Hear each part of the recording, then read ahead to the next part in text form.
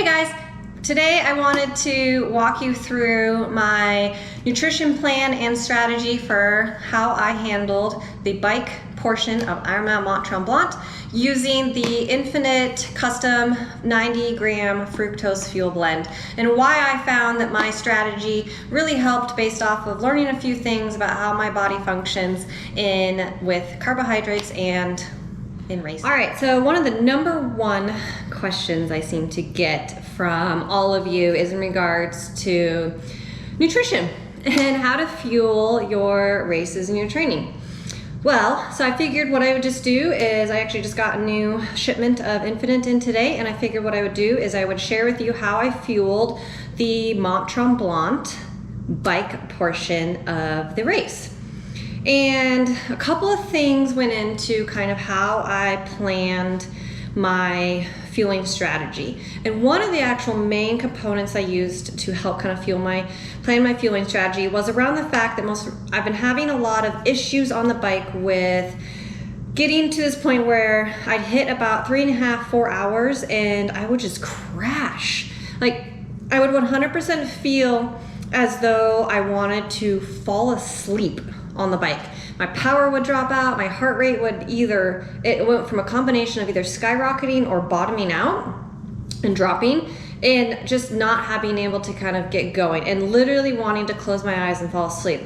Well, in my most recent Inside Tracker blood test, I discovered that I have a very low blood sugar problems. Not necessarily saying that I'm hyperglycemic, though there is maybe some potential for that being a problem. And we kind of hypothesized that I was having basically blood sugar crashes on the bike during a full distance race. Not as much in the half distance races because it's a little bit shorter, but in the full distance ones, and then anytime I was doing long bike rides over 4 hours in training. So what that means is we really took a look at kind of my carbohydrate intake. And as we are kind of seeing, and the science is reminding us, not necessarily like an uber high carbohydrate intake is necessarily important, but a higher carbohydrate intake than we are probably doing over the last quite a few years is more beneficial and going to provide you with more energy than a lower one, depending on of course, always depending on yourself. The science is simple. Carbohydrates equal energy.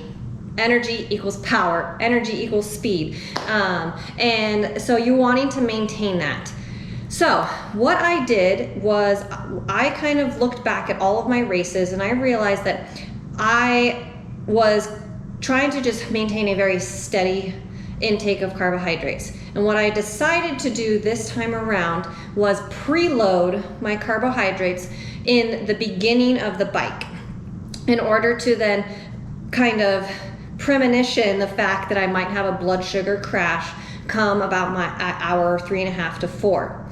So what I did is I used the most recent launch from Infinit Nutrition, their premium fructose fuel, and I used the 90 gram one. They also have a 120 gram one, which I'm going to be using here moving forward, I think, because obviously, hence it has about 120 grams of carbs in one serving.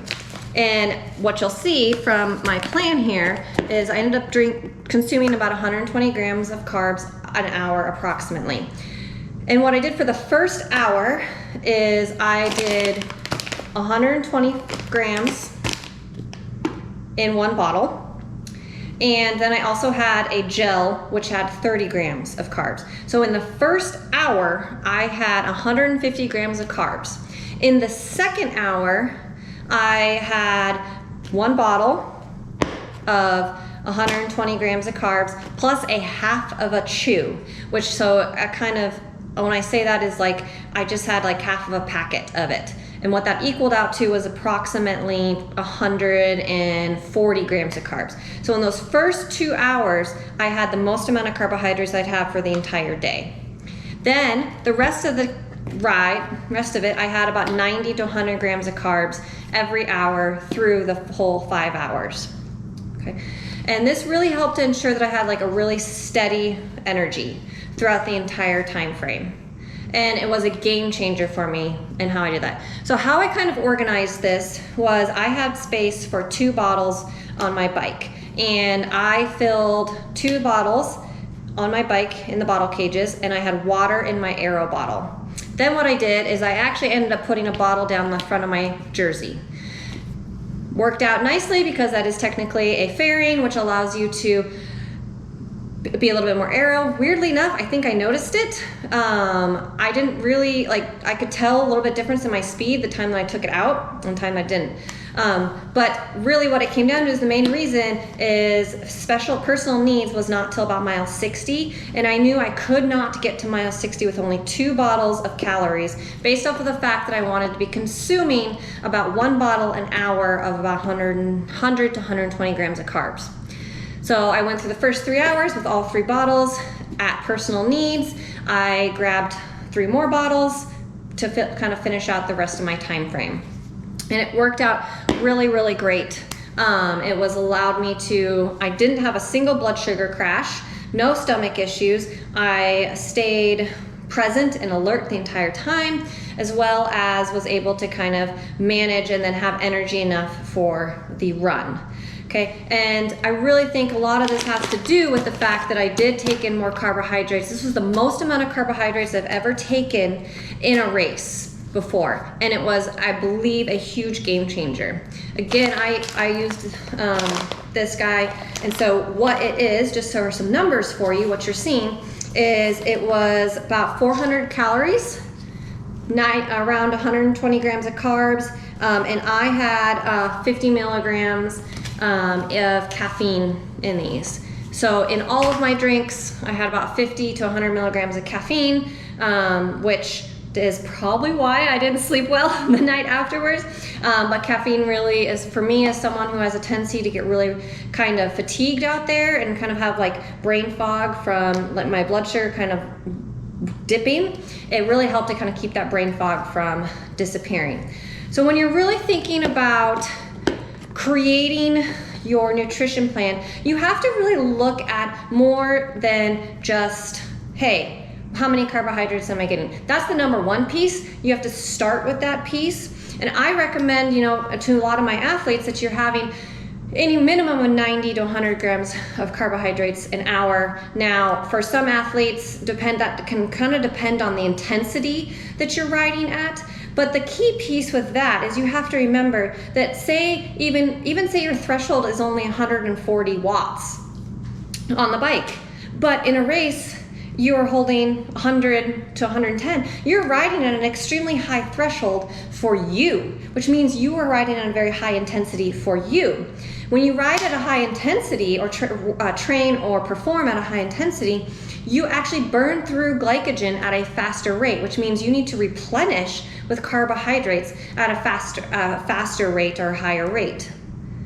And this is equal to, compared to someone who maybe is riding at 220 watts. It's just dependent on the percentage of your threshold that you maintain for yourself. And so that's one thing to think about is, what type of intensity do I ride at and how do I feel from that standpoint? I think it's also important to really look at kind of something that I did. Someone who has these issues around hour 3.5 to 4, and I'm seeing it in training and racing where I'm getting symptoms of really bad blood sugar crashes. Now, this was then confirmed with a blood test for me, a fasted blood test that showed that I am basically not recovering very well and bringing my blood sugar up throughout the night, and kind of just was a confirmation that carbohydrates are a bigger priority for me.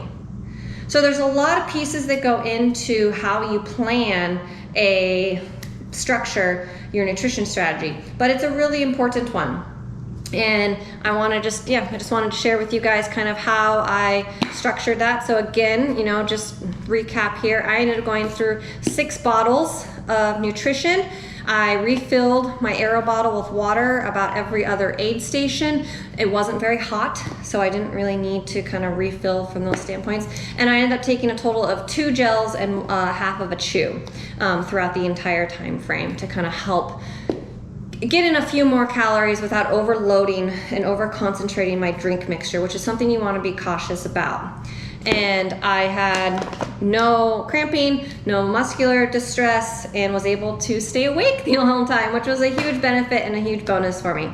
So, yep, that was my nutrition plan and strategy for Mont Tremblant. Hopefully you found this interesting and helpful, and we'll see you guys in the next video.